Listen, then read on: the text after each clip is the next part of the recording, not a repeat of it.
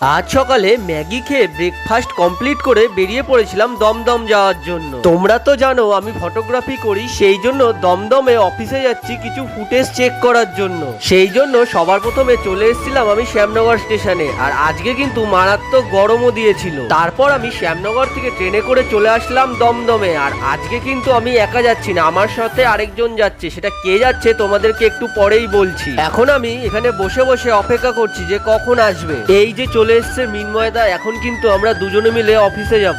এখন অফিসে যাওয়ার আগে এক কাপ করে চা খেয়ে এনার্জিটা বাড়িয়ে নিচ্ছি, কারণ অফিসে গিয়ে অনেকটাই কাজ আছে। আজকে তোমাদেরকে অফিসটা দেখাতে পারলাম না, কারণ কাজের অনেকটা চাপ ছিল। অন্য কোনো একটা ভিডিওতে দেখাবো। তারপর শ্যামনগর স্টেশন থেকে গাড়ি নিয়ে চলে এসেছিলাম বাড়িতে। বিকালে গেছিলাম পরীর বাগানে, আর তখনই দেখছি একটা দাদা জাপান থেকে এই সাইকেলটা নিয়ে এসছে। দেখো সাইকেলটা কিরকম, আর এই সাইকেলটা মাঝখান থেকে নাকি আবার ফোল্ডও করা যায়। আমি এখন সাইকেল চালাই, তোমরা লাইক করে সাবস্ক্রাইব করে দাও।